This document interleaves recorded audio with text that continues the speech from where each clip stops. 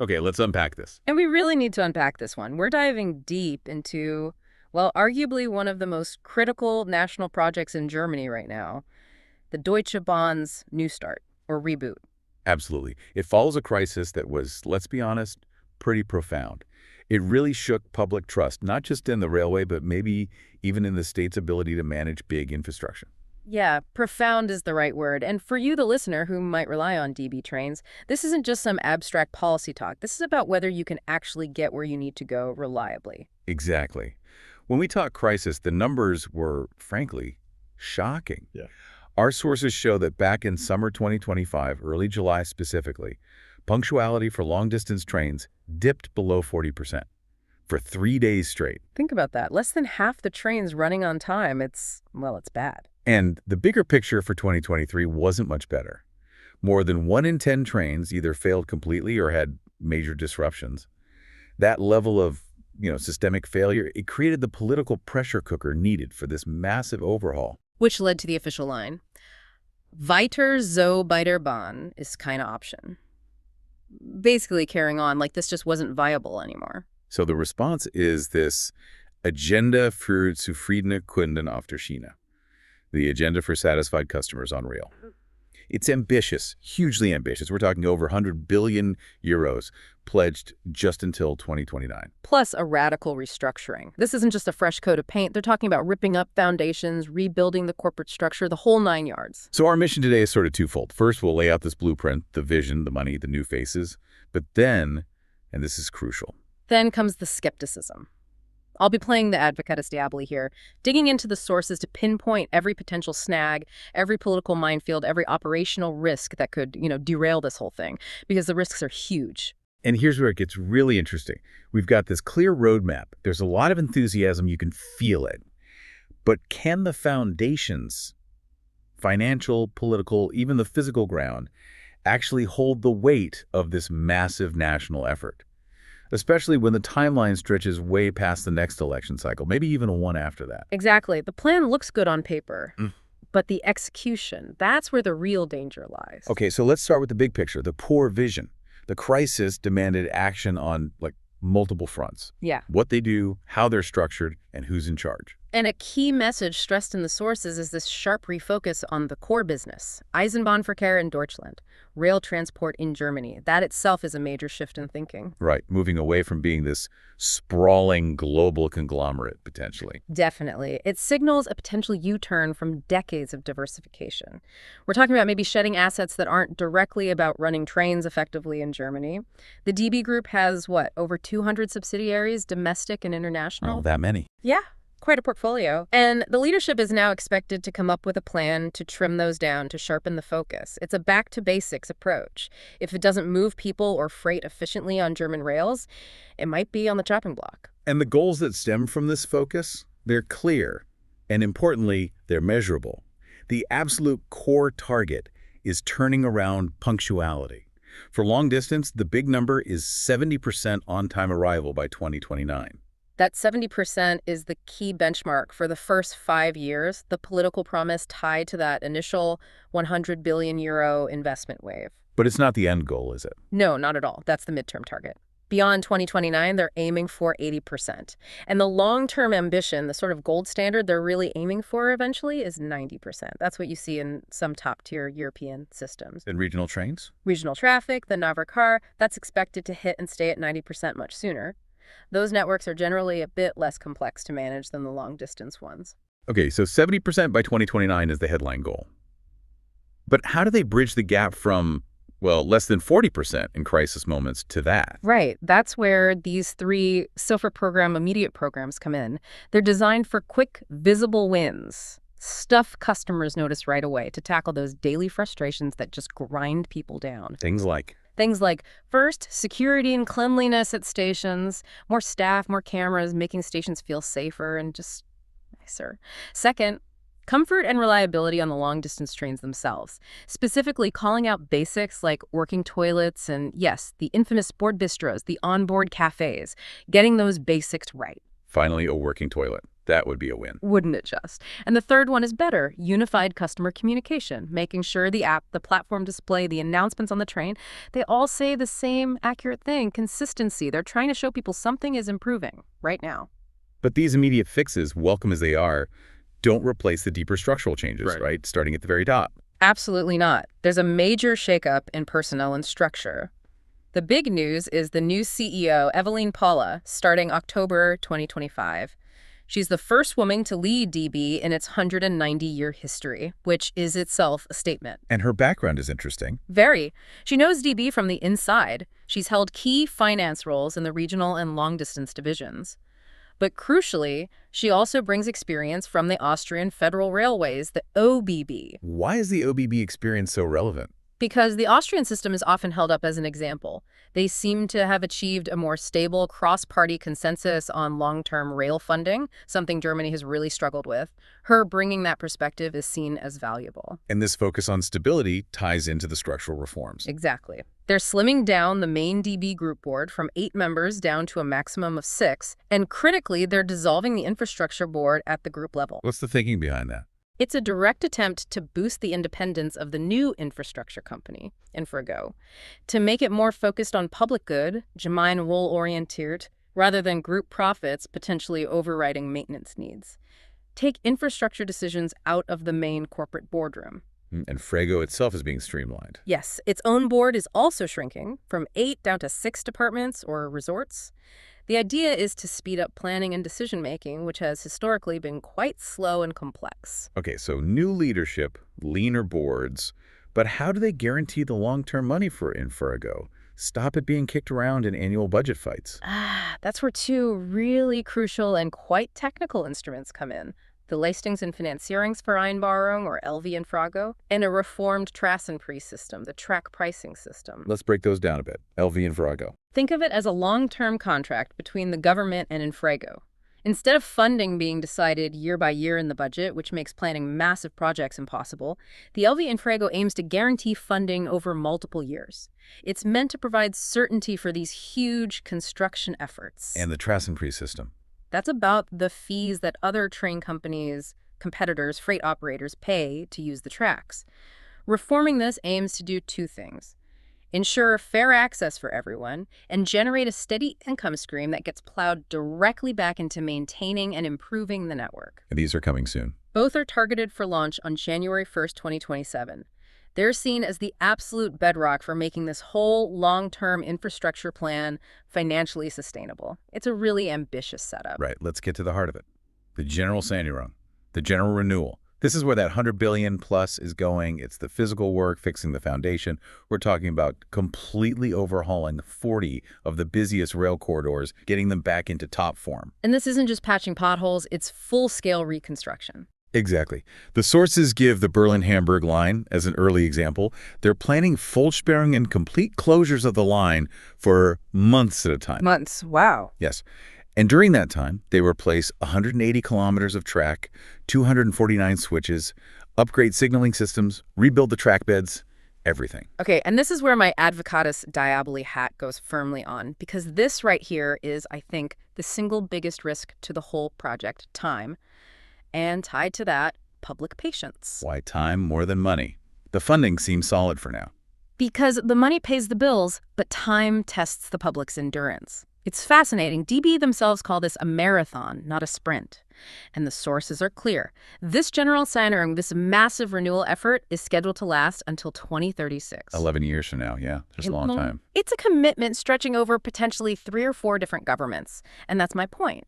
They're openly asking customers for Geduld patience. They acknowledge there will be sehr viele Baustellen, a huge number of construction sites, causing disruption for years to come. But they argue it's necessary disruption. Necessary, maybe, but sustainable. Think about Germany's reliance on rail for commuting, for logistics. How long will the public and the politicians who have to listen to them put up with constant delays and cancellations, even if they're told it's for the greater good down the line? This is my first big point, the marathon excuse. There's a real risk that political pressure will eventually force them to slow down the construction, to ease the pain, which just drags the whole thing out even longer. I see the concern. But the sources stress this is the only path to long-term stability. The strategy is Take the short-term hit of a full closure on one major line to get it properly fixed, rather than the constant death-by-a-thousand cuts of smaller, unscheduled emergency repairs that plague the system now. Yeah. You can't fix decades of neglect with sticking plasters. The pain of rerouting now is meant to buy decades of reliability later. That's the trade-off. I understand the logic of the trade-off. But let's move to argument 2. The punctuality paradox. That headline promise. 70% punctuality by 2029. It hinges entirely on this renewal work delivering results before 2029. But DB admits the construction itself will cause punctuality problems in the meantime. It's a balancing act, definitely. They plan to manage it better, close one line fully so others around it can hopefully run more smoothly. Better coordination, better communication, trying to minimize the knock-on effects. Minimizing effects isn't the same as guaranteeing 70%, though, is it? Especially on such a dense, interconnected network. Closing one major artery inevitably pushes traffic onto other lines, creating bottlenecks and delays elsewhere. It cascades. What happens to public trust if they miss that 70% target in 2029? Because the cure of the construction is making the symptoms worse in the short term. Trust is already low. Failure here could feel like a failure of the state itself. Which just underlines how high the stakes are. Doesn't mean it's impossible. The funding is there to tackle the root cause. But is the funding there to tackle the resource cause? Let's talk argument 3. Resource impasses. Resource bottlenecks. The documents explicitly say DB needs to tackle bottlenecks within and outside the company. This isn't just about scheduling crews, it's about capacity. Do they actually have enough skilled people, planners, engineers, specialized construction workers, enough materials, enough external contractor capacity? If the answer is no, or even maybe not, the whole timeline slips. 2036 becomes 2040 or later. And that 70% target, meaningless. Hold on a second. You're saying that even with over 100 billion euros committed, the most secure funding DB infrastructure has ever had, they can't secure the resources. Surely that level of guaranteed multi-year spending signals to the market allows contractors to hire, invest, build up that capacity. The money has to be the key to unlocking the capacity problem. Money is necessary. I absolutely agree. But it's not sufficient, especially not overnight. You can't just conjure up specialist rail engineers or double the capacity of track-laying firms instantly just because the funding is there. What if those resources are already tied up with other major projects, roads, bridges, the energy transition? Throwing more money might just inflate costs without actually speeding things up significantly. I think you're being perhaps a little optimistic about the construction market's ability to absorb this spending surge quickly enough to meet that demanding 2036 deadline. I'm being realistic about the scale of investment required. If we don't signal this level of commitment, the transformation simply won't happen. This funding tells the market, rail is the priority now. And I'm just pointing out that setting priorities doesn't magically create skilled workers if they don't exist in sufficient numbers. If the capacity isn't there, the schedule will slip, and every delay costs money and erodes that fragile public patience further. Okay, so the physical work is a huge challenge. That means we need absolute confidence in the people and the systems steering this ship. Which brings us to Pillar 2, structural improvements, new steering mechanisms. They talk about professionalizing governance, shrinking boards, and this is key, tying executive bonuses directly to hitting those punctuality targets from 2026. Accountability. Less paper, more doers is the phrase they use. Doers sounds good.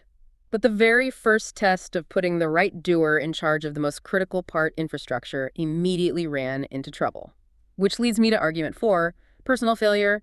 The Rompf case. Right, the proposed CEO for the new infrastructure company, InfraGo, Dirk Rompf, he ended up withdrawing his candidacy after significant public criticism. He didn't just withdraw, he was effectively blocked. The powerful rail union, EVG, and other critics mobilized against him. They saw him as representing the past era of infrastructure neglect, linking him to figures like Pofalla and controversial projects like Stuttgart 21.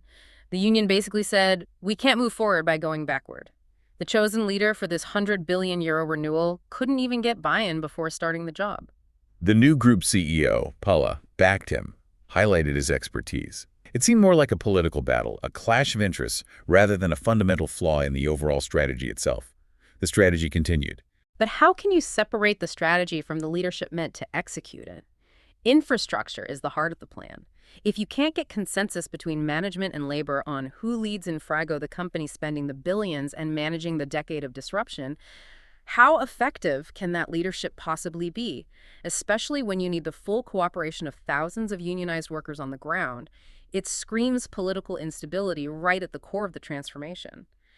If one appointment is this fragile, what happens when the real pain of those construction closures starts biting? The stability then has to come from the new systems, the structures.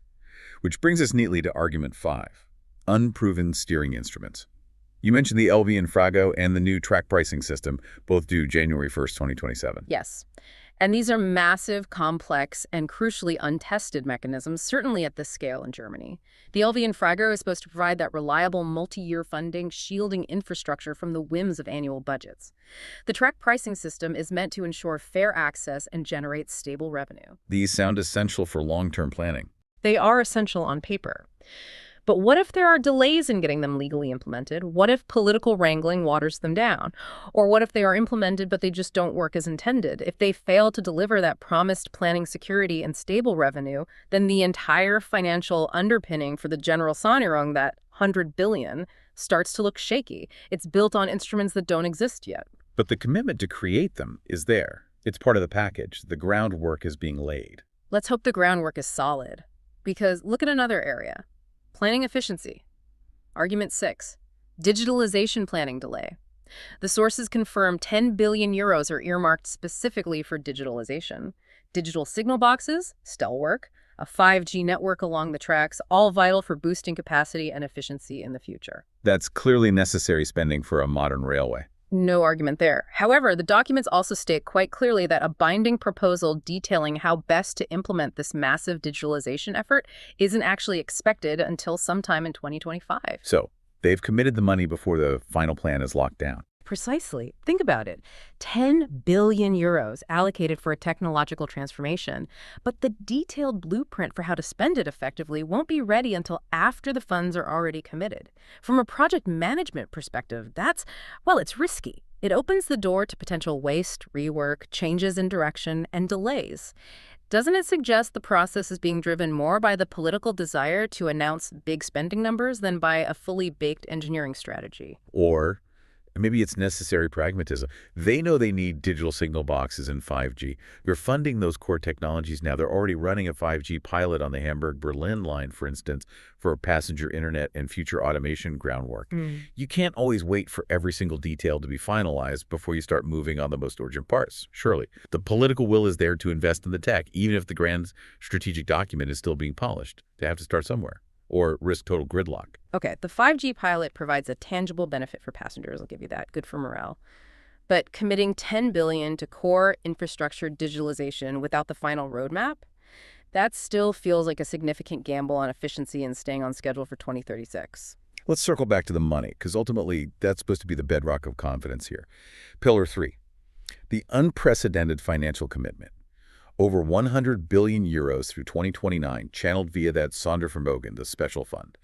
The government is saying, loud and clear, we're providing the most stable funding DB infrastructure has ever seen. Yes, operations need to become profitable, Wirtschaftlichkeit, but the core investment is meant to be solid.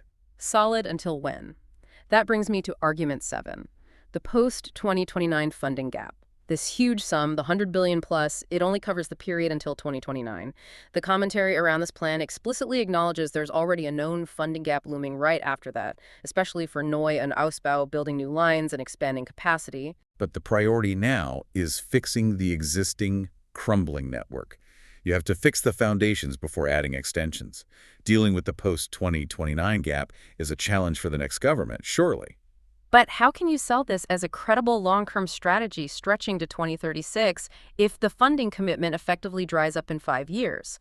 Why should you, the listener, buy into this marathon narrative when the political will to fund the crucial next stage's expansion, continued deep maintenance, is already uncertain beyond 2029? It feels like kicking the really hard, long-term financial decisions down the road. Which leads directly into argument 8, political risk and future governments. Exactly.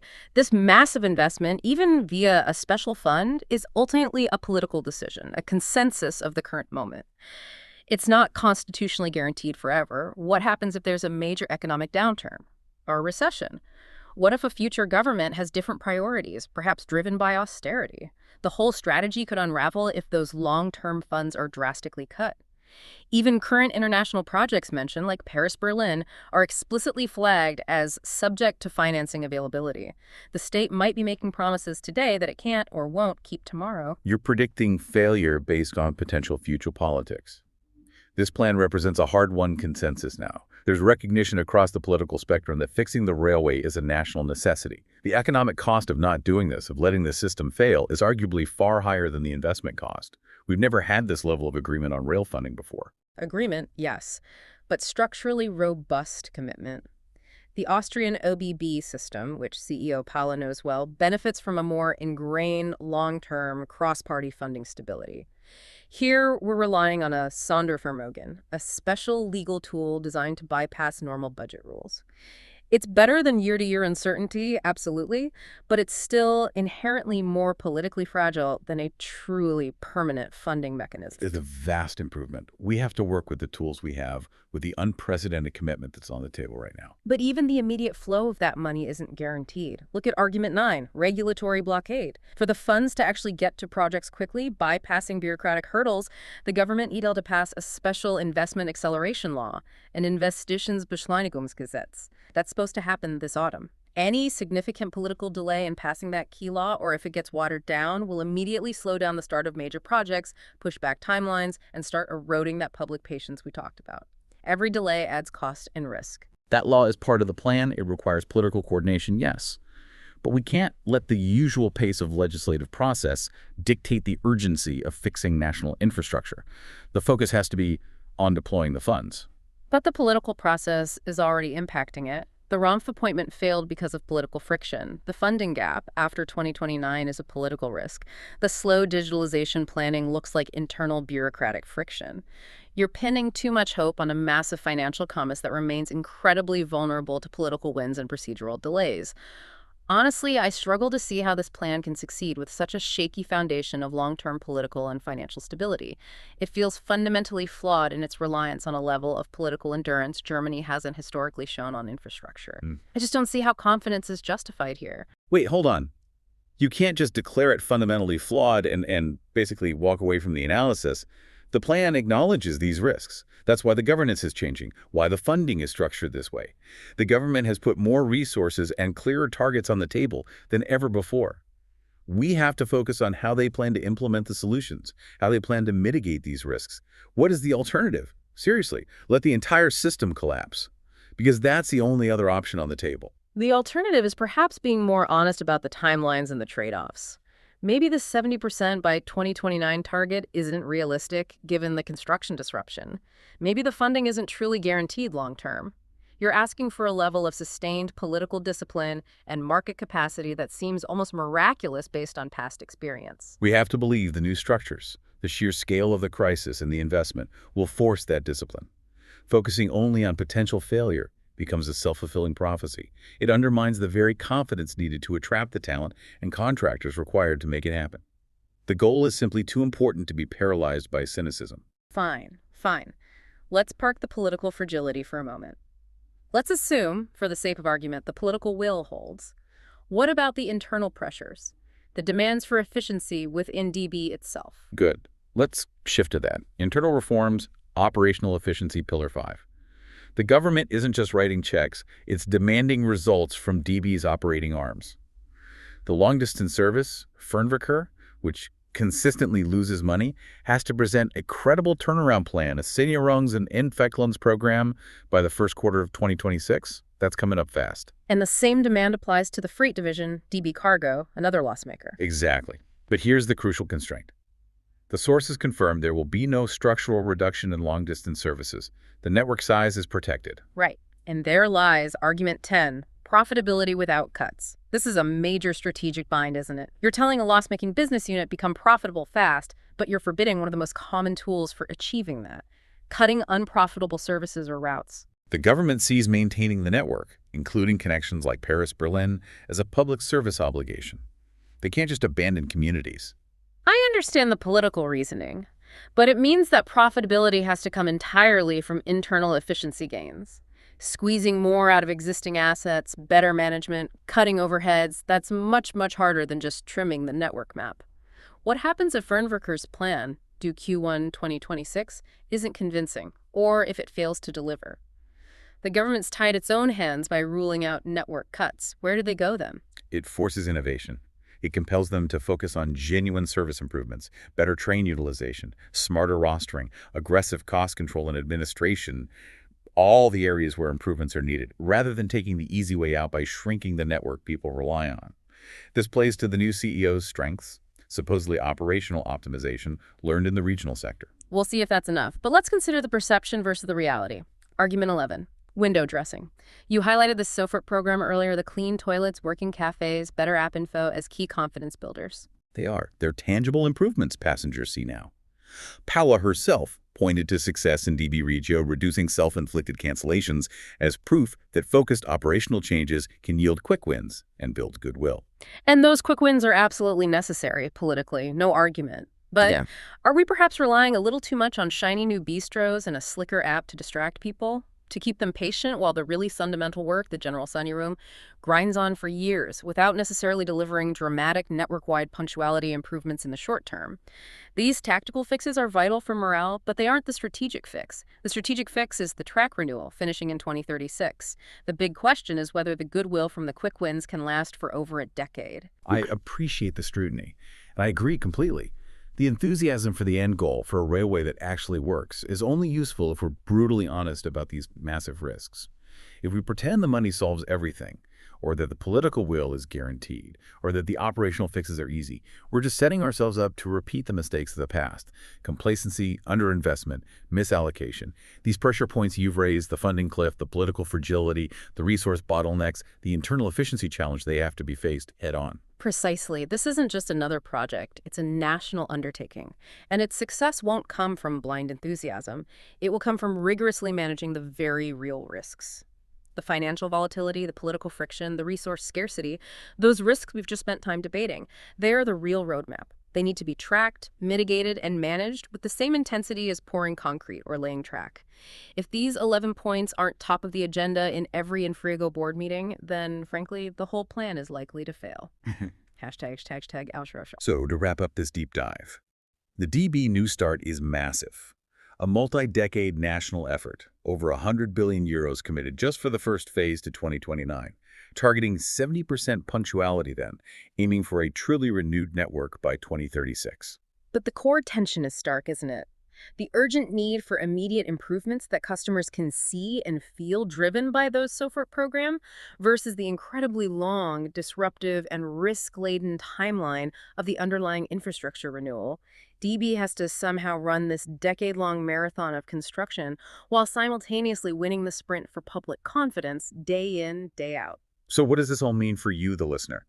Ultimately, the success of this agenda for satisfied customers boils down to a fundamental question. Can Germany sustain the political focus and the financial discipline required, not just for a few years, but potentially for the next decade and a half, ensuring the money keeps flowing, the work gets done efficiently, and the public stays on board through years of disruption? And perhaps the most critical metric to watch won't even be that 70% punctuality figure in 2029, as vital as that is politically. Maybe the real test, the indicator of whether this reform is truly built to last, is whether the government successfully launches those new steering instruments, the LV InfraGo and the reform track pricing system, on schedule in 2027, and crucially, whether those instruments prove robust against future political headwinds. Getting that stable financial architecture for InfraGo right might be the single most important predictor of whether this whole grand vision succeeds or eventually crumbles under its own weight. That's the real stress test.